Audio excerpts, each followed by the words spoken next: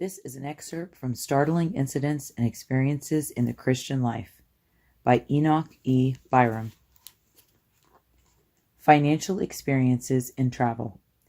In the year 1909, Brother A.D. Kahn and I had planned to take a missionary trip through Central America and the West Indies, as the publishing work demanded that we have a better knowledge of the commercial laws and customs of these places. It was also our desire and intention to find new openings for our mission work and the distribution of religious literature. One day my son Arlo, then a lad of 14 years, came to me and said, "I hear that you are intending to take a trip to Central America. I should like to go with you."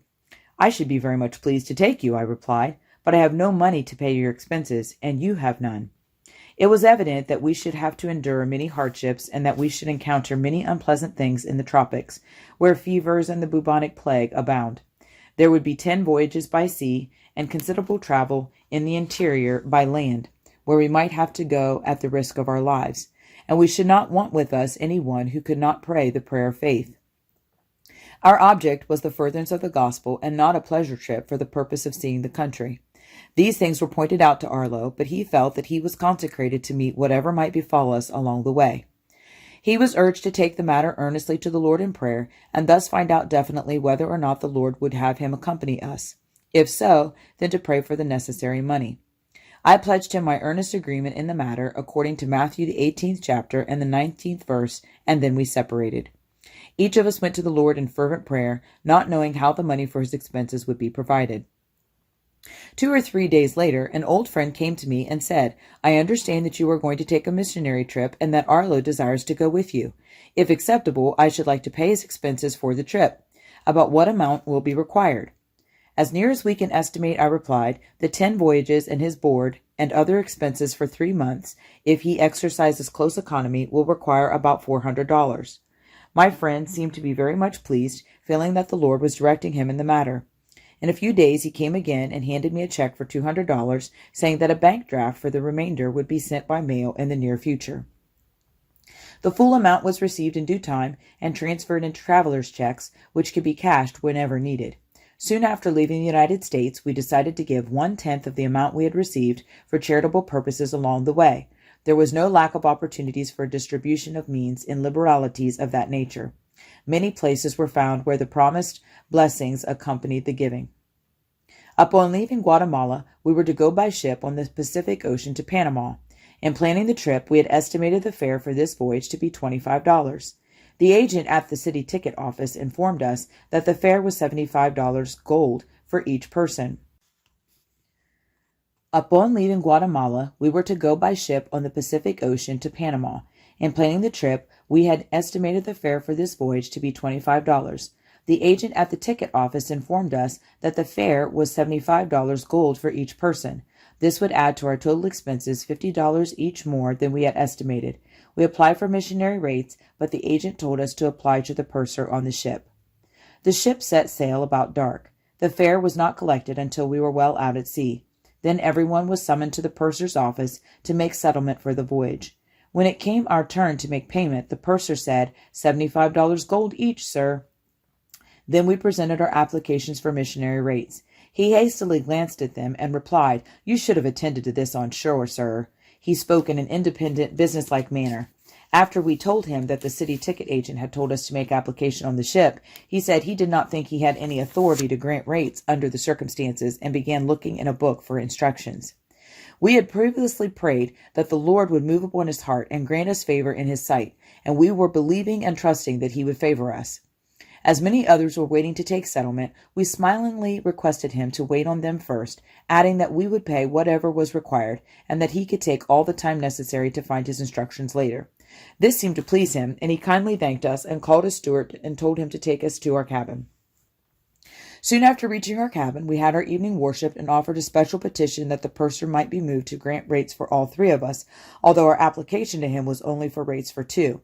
About 9 o'clock he came and knocked at our door and said, "It is all right about the rates. Call at the office in the morning at your leisure for settlement." At his office the next morning, the purser very courteously gave us 3 tickets with a discount of 25% each, marked on each of them. Altogether, the discounts amounted to $56.25. It seemed that the Lord had already begun to repay us for the decision previously made to give 1/10 of our money for charitable purposes, although up to this time only a small portion of it had been spent. It may seem strange to some that such a small affair should receive so much attention, but to us it was quite a weighty matter, as we were only beginning our long tour and were in a foreign land among strange people, and our expenses were running considerably above our original estimation, so that it would require the strictest economy to meet the demands. So it may not seem so strange that upon leaving the ticket office we retired to our cabin and had a praise service. We had many interesting experiences along the way, aside from those on financial lines. Not long after we embarked, the doctor told us that he intended to vaccinate everybody on the ship. Most of the ports were quarantined against the bubonic plague, and for this reason a sharp surveillance was observed. This gave us another occasion for prayer and trusting the Lord for deliverance, as we did not care to undergo the effects of vaccination while traveling in that tropical country. So we petitioned the Lord to enable us to escape that ordeal. The steerage passengers had to take their turn in the operation. When our ship anchored at Panama, some more doctors came aboard, and all the first-class passengers were called into the dining room for examination. A roll was called, and those who had not been recently vaccinated, or who could not show a satisfactory scar on their arm, were sent to another room to undergo the operation. One after another, the passengers had to answer certain questions and bare their arms until there was only one person left besides us.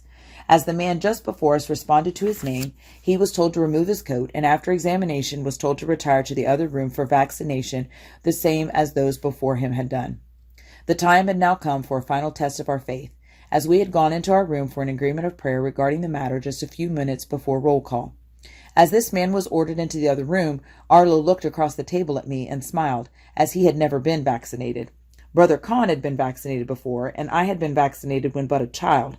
Next, my name was called, and I was asked the same questions that the others had been asked, and was told to pass on through. Arlo and Brother Con followed in like manner, and were told to pass on. Not a word was said to us about vaccination, and we were not required to remove our coats or bare our arms. We were there made to realize the fulfillment of the promise, Matthew 18:19, where Jesus says that if 2 of you shall agree on earth as touching anything that they shall ask, it shall be done for them of my Father which is in heaven. The next man, who was the last one on the roll call, did not fare so well, but met with the same fate as the others. After being questioned, he was told to remove his coat, was examined, and ordered into the other room for vaccination. While in Trinidad, British West Indies, which was our farthest point from home, we had another occasion for prayer concerning finances. While there, we could calculate very nearly the amount of money required to take us home, and by so doing we found that we should scarcely have enough to land us in the United States in case we paid out the remainder of the 10th we had promised. The suggestion came to our minds that as we were now so far from home and likely to have insufficient money for our expenses, it would perhaps be better for us to retain the amount mentioned. But like a flash came the words from the good old book, "He that hath pity upon the poor lendeth unto the Lord, and that which he hath given will he pay him again." Proverbs 19:17. And also these, "But my God shall supply all your need according to his riches and glory by Christ Jesus." Philippians 4:19. It was no longer an unsettled question. We had a number of opportunities to help poor brethren and others who were in need, and we also sent some to help rebuild a missionary home that had been burned, and gave the remainder to be used for the furtherance of the gospel on the island. Matters began to change to our favor almost immediately, as the second-class accommodations on the ships leaving their homeward bound were almost as good as the first class. We were very much desired to procure a second-class passage, but we had been informed that no second-class tickets had been sold for several weeks on account of the strict quarantine regulations. Now, however, we felt like making another effort, as we were to leave in a few days, and in the meantime we were going to another part of the island. We were to return Monday morning, and the ship was to sail Monday evening. First-class fare to Jamaica was $45, second class $27. When we called at the ticket office on Saturday morning, the agent told us to call on Monday and said he would then sell us second-class tickets as the quarantine would be lifted. But on Monday, the agent told us that he could sell no more second-class tickets, as the baggage for second-class passengers had all been sent to the fumigation hospital, which was located about 3/4 of a mile from the shore, and that we were too late, and that the only thing he could do was sell us first-class tickets. He said he had to try to get into communication with us, but could not do so. For a time it seemed that our arrangements would be thwarted after all, as the agent repeatedly and positively refused to change his mind in regard to the matter. After talking the matter over among ourselves, and again silently agreeing in prayer, we asked the agent if he could sell us the tickets if we delivered our baggage and had it fumigated.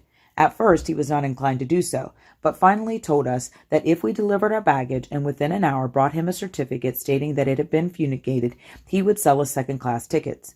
Our baggage was at our rooms more than a mile distant, and it was a very hot day. We lost no time, however, in getting a cab and getting the baggage to the water's edge, where there were a number of boatmen eager to row us to the hospital. Our oarsman was engaged to take Brother Kahn and me with the baggage to the hospital and return with us to the shore for a shilling. After arriving at the hospital, it was some time before we could procure a certificate of fumigation. When we stepped into the boat to return to the shore, we found that we barely had time to reach the ticket office within the limit of the hour. Now we encountered another difficulty, a very common experience when dealing with that class. Our oarsman, knowing that our time was limited, thought to take advantage of the occasion to get some more money. When halfway to the shore, he loosened his oars and was on the point of stopping when he said, "Mister, do you know how much you owe me?" "Yes, sir," I replied. "I know how much I owe you. Please lose no time in getting to the shore." "It is 2 shillings, sir," he replied. "I engaged you and intend to pay you accordingly when I reach the shore." He still hesitated, but I told him that unless he went forward immediately, I would not pay him. We soon reached the shore, and Brother Kahn started immediately for the ticket office while I remained to settle with the boatman. When I handed him a shilling, he began to cry out, 2 shillings, 2 shillings. I had already decided I would give him an extra 6 pence for his faithfulness, and as I did so, I told him that was all we would pay him, as it was already a 6 pence more than he had asked when we engaged him. He then got 2 or 3 others and started after Brother Kahn, who was then a half a block away and was hastening toward the ticket office. They ran after him, crying out, "Police! Police!" while a crowd followed around them to see some thief arrested. I should not have hesitated to give the boatman an extra 6 pence had I not known it was a very common trick among them to make a double demand from travelers under such circumstances. I did not feel inclined to yield to the demand, as it would only encourage him to treat the next man in a similar manner. Brother Kahn reached the ticket office about 2 minutes before the hour had expired, and the agent sold him the second-class tickets, which meant a savings to us of $18 each, or a total of $54. When I arrived, the boatman was in the office trying to get the agent to compel Brother Kahn to pay him another shilling. The agent turned to me and said, "Mr. Byrum, how is this?" After I had explained the matter, the agent said to me, "You have paid him too much already. Do not pay him any more," and ordered him out of the office. Thinking that he could frighten me, the boatman said, "You go with me to the first police." "All right," I replied. "Wait until we get our tickets, and I will go with you to the first police." I had no sooner made the statement than he was out of sight and gone, as he did not care to see a policeman. The reason that I have mentioned this matter in detail is because travelers are so often pestered in a similar manner and sometimes required to pay exorbitant sums of money or get into difficulties similar to that which we encountered. Just before we left Kingston, one of the brethren handed us a package of money and said, "Here is a small bounty from the church in Jamaica. They have been greatly benefited by your visit and in the services you brethren have held, and ask you to receive this as a token of their appreciation." It was an unexpected donation, and all the more appreciated because the brethren sacrificed in thus expressing their gratitude for our labors among them. In traveling through Cuba by train, we were allowed a reduction of $12.05 each, and at the ticket office in Havana, Cuba, we learned that the fare on the ship to Port Tampa, Florida, was $25.65. The agent informed us, however, that he could sell tickets for deck passage for $5 each. As the ship was to leave Havana at 3:30 in the afternoon and land at Port Tampa the next evening, and as we had thus far had no experience in traveling by deck passage, and as we could thereby save a total of $61.95 in so short a time, we purchased the tickets for deck passage.